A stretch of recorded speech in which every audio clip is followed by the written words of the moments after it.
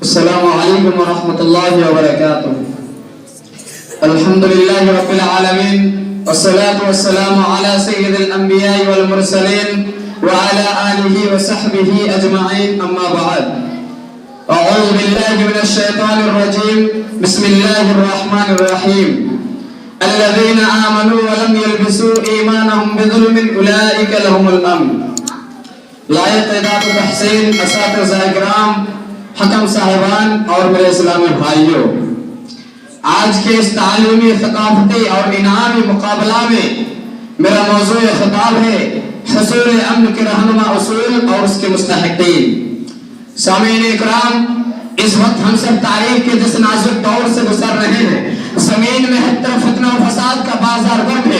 انسان انسانی خون کا پیاسا ہے. طاقتور کمزور کو کھایا جا رہا ہے. ارباب اقتدار نہتے عوام کو رگڑ رہے ہیں، کچل رہے ہیں، مسل رہے ہیں، اور دنیا کے کئی ممالک خصوصاً عالم اسلام اور میدان جنگوں کا منظر پیش کر رہا ہے. اور وقت کے فرعون آبادیوں، تہذیبوں اور نسلوں کے خاتمے پر تلے ہوئے ہیں. ایسا جب سرزمین شام کو کرا تو شام کا کرب و علم کسی سے مخفی نہیں، اور بشار جسار کے ستمرانیہ کسی سے پوشیدہ نہیں. تیرے دور رہبری میں یہی صبح و شام ہوگا، تیرے دور رہبری میں یہی صبح و شام ہوگا. کہیں بستیاں جلیں گی، کہیں قتل عام ہوگا. لوگ ٹوٹ جاتے ہیں ایک گھر بنانے میں، لوگ ٹوٹ جاتے ہیں ایک گھر بنانے میں، تم ترس نہیں کھاتے بستیاں جلانے میں. حضرات، سن کے صورتحال میں ارباب حل و عقد امن کی تلاش میں حیران و سرگردہ ہے.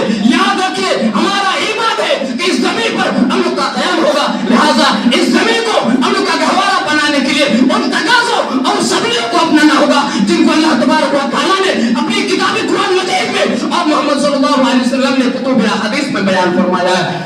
اسلام کے نزدیک امن کا تصور کیا ہے؟ اسلام قیام امن کے لیے کیا تدابیر پیش کرتا ہے؟ زمین کو امن کا گہوارہ بنانے کے سبیلے کیا ہے؟ دوستو، سب سے پہلی بات یہ ہے کہ اسلام کہتا ہے لوگوں یاد رکھو کہ امن کا سفر ایمان سے شروع ہوتا ہے. چنانچہ اللہ تبارک و تعالیٰ نے فرمایا الذین آمنوا ولم یلبسوا ایمانهم بظلم اولئک لهم الامن. اے امن کے متلاشیوں، اے امن کے طلبگاروں، امن کہاں ملے گا اور کسے ملے گا؟ قرآن کریم نے خود اس کا جواب دیتے ہوئے فرمایا الذین آمنوا ولم یلبسوا ایمانهم بظلم اولئک لهم الامن.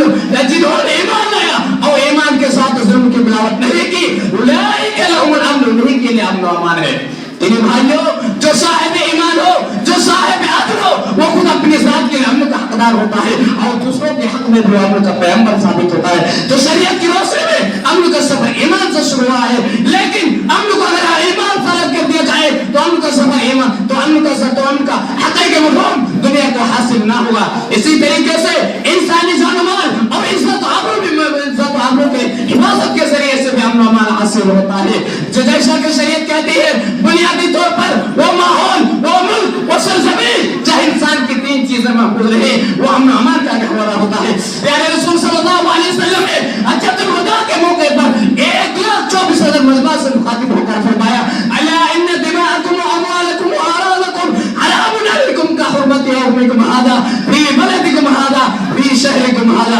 آپ صلی اللہ علیہ وسلم نے محض الجزا کی زبانی حرمت اور سرزمین مکہ کی مکانی حرمت کا حوالہ دیتے ہوئے فرمایا جس طرح یہ مہینہ محترم ہے، یہ سرزمین محترم ہے، اسی طرح تمہارے جان و مال اور عزت و آبرو بھی محترم ہے. میرے بھائیوں، جن اصولوں کی پاسداری سے دلوں کو سکون اور اطمینان حاصل ہوتا ہے، ان میں سے ایک بہت بڑا اصول ہے کہ اللہ کی دی ہوئی ان سے ایک بہت بڑا اصول ہے کہ اپنے انسان اپنے خالق و مالک اور رازق سے اپنا رشتہ مضبوط کرے، قرآن و حدیث سے قریب ہو جائے اور اس کی نازل کردہ تعلیمات سے قریب ہو جائے تو انسان کے دلوں کو سکون پہنچے گا. کیوں؟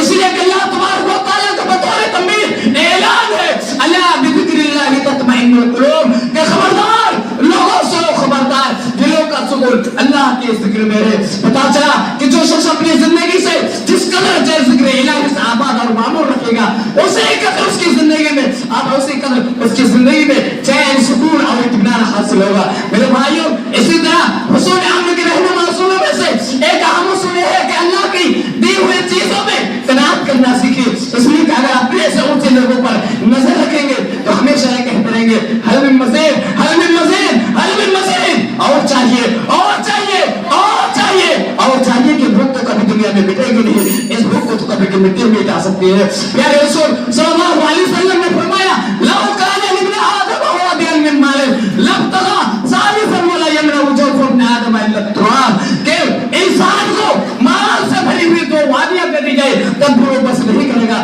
بلکہ تیسری وادی کی تلاش اور جستجو میں نکلے گا. اس حدیث اور انسان کی لات انسان کی بھوک تو قبر کی مٹی ہی مٹا سکتی ہے.